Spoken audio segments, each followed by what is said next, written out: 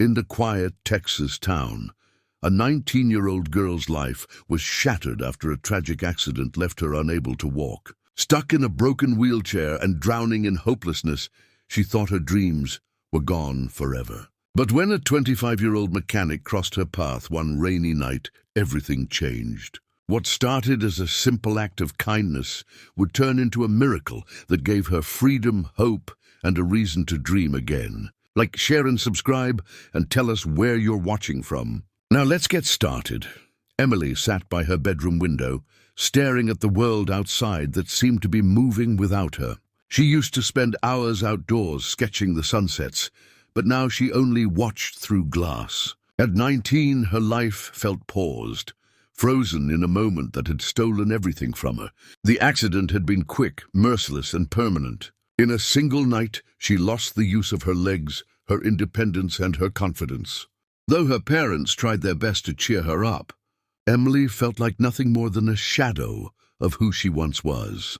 The wheelchair she had been given at the hospital was old and clunky, borrowed from a donation center. Its wheels squeaked, its frame wobbled, and every movement felt like a reminder that she was trapped. She hated the way people looked at her when she rolled by, some with pity, others with discomfort. She longed to feel normal again, to breathe fresh air without thinking of how impossible every little step seemed. But instead, she kept to her room, sketchbook gathering dust on the shelf. Her world was small and getting smaller every day.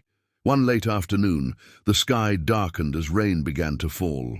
Emily's father had asked her to check the mailbox while he finished fixing something in the garage. Reluctantly, she agreed. Maneuvering her shaky wheelchair down the ramp, she rolled toward the street. Halfway there, one of the wheels caught in a crack on the pavement. She tried to push harder, but the chair groaned before tipping slightly to the side. Rain poured down harder, soaking her hair and clothes, and she realized with dread that she couldn't move. Panic gripped her chest as she sat stranded in the driveway.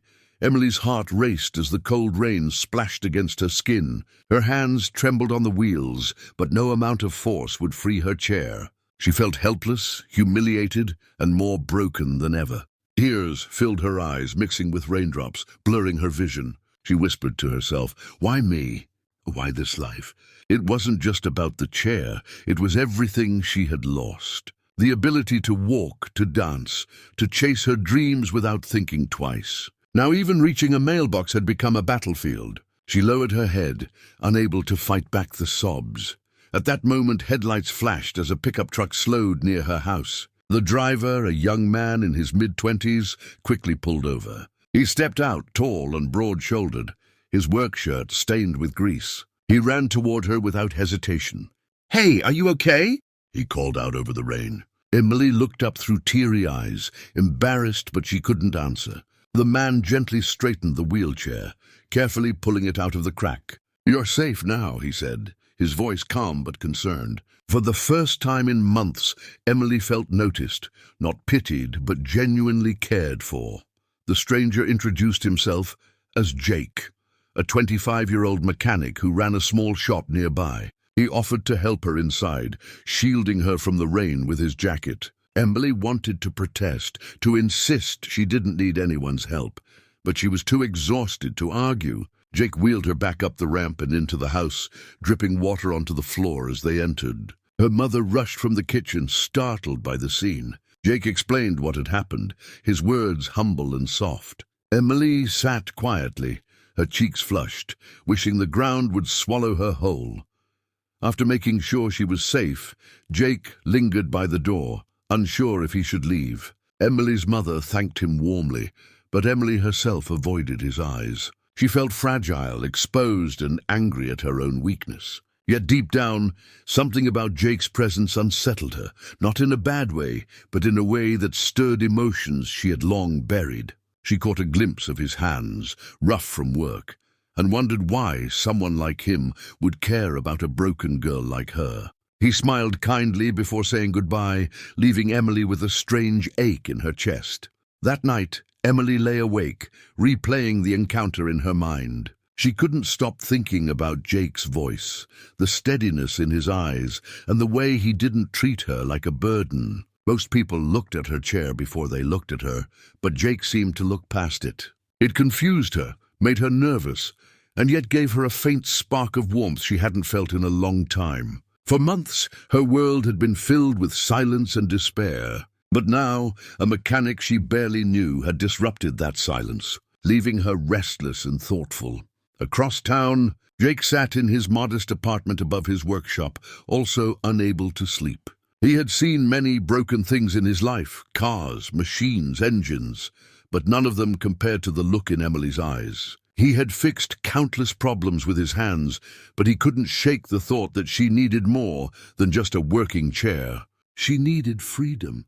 She needed to feel alive again. As he sat at his workbench, staring at a pile of unused parts, an idea sparked in his mind. What if he could build something for her? Something better, something new. Emily woke the next morning with the same heaviness that had haunted her for months, yet something felt different. She found herself looking out the window, wondering if she might see that pickup truck again. A small part of her wanted to. She didn't understand why, but Jake's brief kindness had touched her. She had lived so long behind invisible walls that she had forgotten what it felt like to be seen, and though she didn't know it yet, that rainy encounter had set into motion a chain of events that would change her life forever. The following morning, a knock echoed at Emily's door. She opened it hesitantly, surprised to see Jake standing there with a small toolbox in his hand. "Mind if I take a look at that chair?" he asked. She froze, unsure how to respond. No one had ever offered to fix it before. People usually ignored it or suggested her family buy a new one, something they couldn't afford. After a long pause, she nodded quietly. Jake knelt beside her chair, inspecting every squeaky bolt and bent frame with sharp focus. Emily watched him curiously, a strange hope stirring inside her. As Jake tightened screws and adjusted the wheels, he kept his tone light, talking about cars, engines, and the work he loved. Emily answered in short replies at first, her voice cautious and quiet, but slowly she opened up. She told him how she used to love sketching by the river and walking trails through the park before her accident. Jake listened carefully, his hands never stopping their work. He noticed how her eyes lit up when she spoke about drawing, but quickly dimmed when she mentioned how long it had been since she'd been outdoors. After an hour, Jake sat back and wiped his hands. "It'll roll better now," he said, but then shook his head. "Honestly, this chair isn't right for you. You deserve something stronger, lighter, something that fits your life." Emily blinked at him, startled. No one had ever said that before. She bit her lip, unsure what to say, afraid to hope for too much. Jake gave her a reassuring smile. "I can build you one. It won't cost you a thing." Emily's heart pounded. She wanted to say no, that it was too much, but deep inside she longed to say yes. That night Jake stayed late at his workshop. The smell of oil and steel filled the air as he spread out sheets of metal and spare parts across the bench. He had built motorcycles and cars, but never a wheelchair. Still, he was determined. He sketched designs on paper, imagining something sleek, lightweight, and strong enough for Emily to move freely without struggle. His mind raced with ideas: shock absorbers for bumpy roads, curved handles for comfort, wheels that glided smoothly. Every detail mattered. It wasn't just about building a chair. It was about building back a piece of her life. Days turned into nights as Jake worked tirelessly. He welded metal, sanded edges, and adjusted angles over and over until everything was perfect. The project consumed him. Even when customers brought their cars in for repair, he found his thoughts drifting back to Emily. He pictured her smile, the way her eyes might shine if she could roll through the park again. Each spark from his welder felt like a promise he was making to her, a promise that she would not remain trapped. His hands ached, but he pushed through, driven by something stronger than exhaustion: purpose. Meanwhile, Emily couldn't stop thinking about Jake's words. She sat by her window, holding her sketchbook, wondering if he really meant it. Could a simple mechanic actually build something that would change her life? She doubted it, yet she felt a flicker of anticipation each day. Her mother noticed her newfound restlessness, the way she checked the driveway as though expecting someone. Emily brushed it off with excuses, but inside she was waiting. For weeks she had felt invisible, like a ghost in her own home. Now, for the first time, someone seemed to see her. Not her chair, but her. One sunny afternoon, Jake's truck pulled up outside Emily's house. Her heart skipped when she saw him unloading something covered with a cloth. She wheeled herself out to the porch, curiosity burning. With a grin, Jake pulled the cover away to reveal a gleaming custom-built wheelchair. Its frame shone under the sunlight, lightweight yet sturdy. The wheels moved with a smooth precision she had never seen before. Emily gasped, her hands flying to her mouth. She couldn't speak. Jake looked at her nervously, suddenly unsure. "It's yours," he said softly. "I built it for you." Her eyes brimmed with tears. With Jake's help, Emily transferred into the new chair.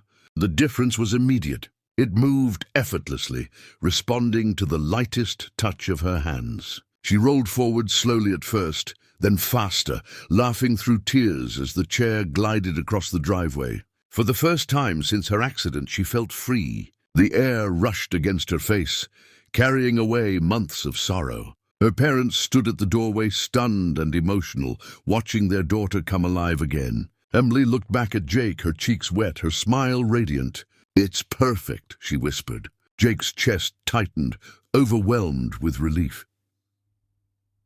That afternoon, Jake took Emily to the park she had spoken about. For months, she had only imagined it, but now she was there, rolling along the paths lined with golden trees. She pulled out her sketchbook and began to draw again, her hands steady, her heart light. Jake sat nearby, quietly watching as she poured her soul onto the page. He didn't need thanks. Seeing her smile was enough. Emily glanced at him often, noticing the way he looked at her, not with pity, but with pride. Something shifted inside her, something she hadn't felt in a long time: hope.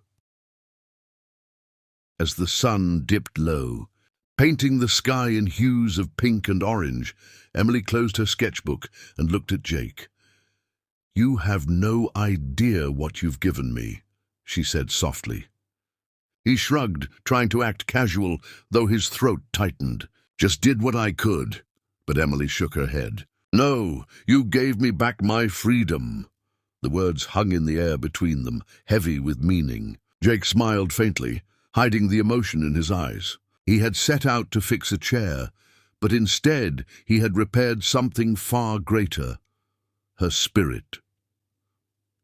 In the weeks that followed, Emily's life began to change in ways she never imagined possible. With her new wheelchair, she no longer hesitated to leave the house. She ventured to the park, visited the library, and even rolled into town with her sketchbook in her lap, rediscovering the freedom she thought was gone forever. People noticed the difference in her.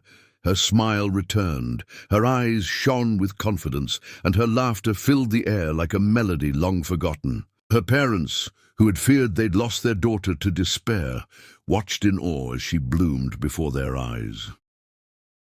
College brochures soon replaced the unopened mail that once piled on her desk. Emily began applying for art classes, determined to pursue the dreams she once thought were lost. The thought of sitting in a classroom again terrified her, but she reminded herself of the new strength she had found. Jake often drove her to campus tours, patiently waiting as she explored buildings and asked questions. He never pushed, never pressured. He was simply there, steady and reliable. To Emily, his presence was more than comfort. It was a reminder that someone believed in her, even when she doubted herself.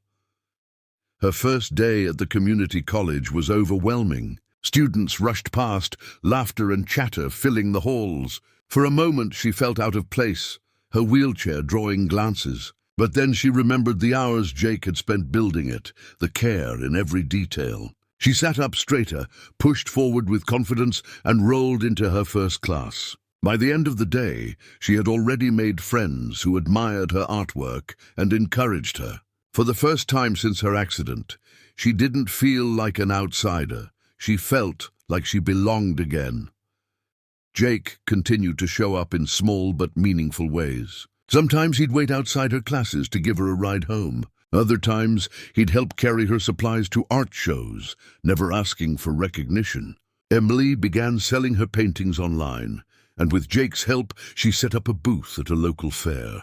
Her paintings drew attention not only for their beauty, but for the story behind them. She painted rivers she could no longer walk beside, sunsets she once watched on foot, and skies filled with color that reflected her unbroken spirit. People saw hope in her work.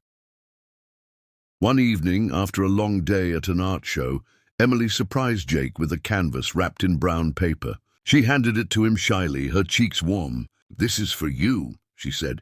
He unwrapped it slowly, revealing a painting of a young woman in a wheelchair reaching toward a sky bursting with color. At the bottom, in careful handwriting, she had written, "Because of you, I can dream again." Jake swallowed hard, his throat tight, his vision blurring. He had fixed countless engines, but nothing in his life compared to what this painting meant to him.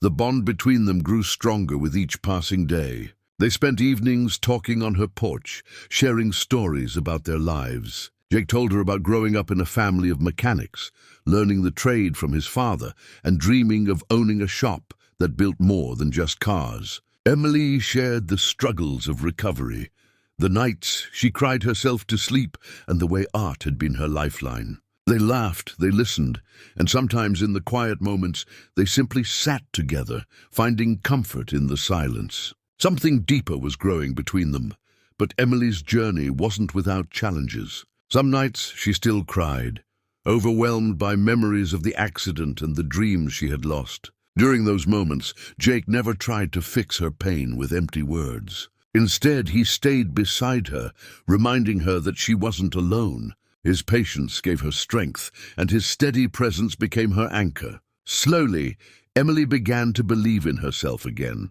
not just as an artist, but as a young woman who deserved happiness. She realized that her disability did not define her. Her resilience did, and Jake had helped her see that truth. Her art gained recognition beyond the local fairs. One of her paintings was featured in a gallery downtown, a moment that left Emily trembling with pride. Standing before her work, she watched strangers admire her vision, unaware of the struggles behind it. Jake stood beside her, his hand resting lightly on the back of her wheelchair. "You did this," he whispered. Emily shook her head. "We did this," for she knew that without his belief in her, she might never have found the courage to share her gift with the world. Their connection was no longer just friendship. It was something more. One evening, as autumn leaves scattered across the park, Emily rolled to the bench where she and Jake often met. She looked at him, her heart pounding. "You know," she said softly, "when you built this chair, you didn't just give me mobility. You gave me my life back." Jake met her gaze, his eyes filled with emotion. "And you gave me purpose," he replied. The words lingered between them, heavy and unspoken. Then in the fading light he reached for her hand. She didn't pull away. For the first time since the accident, Emily allowed herself to imagine love again. Years later, people in their small Texas town would still talk about the mechanic who built a wheelchair for a girl who thought her life was over. They would say it wasn't just the chair that changed her, but the man who cared enough to build it. Emily's art continued to inspire, her story reaching far beyond the borders of her town. And at every gallery opening, every celebration, Jake was there by her side, proud and steadfast. Together, they proved that sometimes the simplest acts of kindness could create miracles and rebuild two lives that were once broken.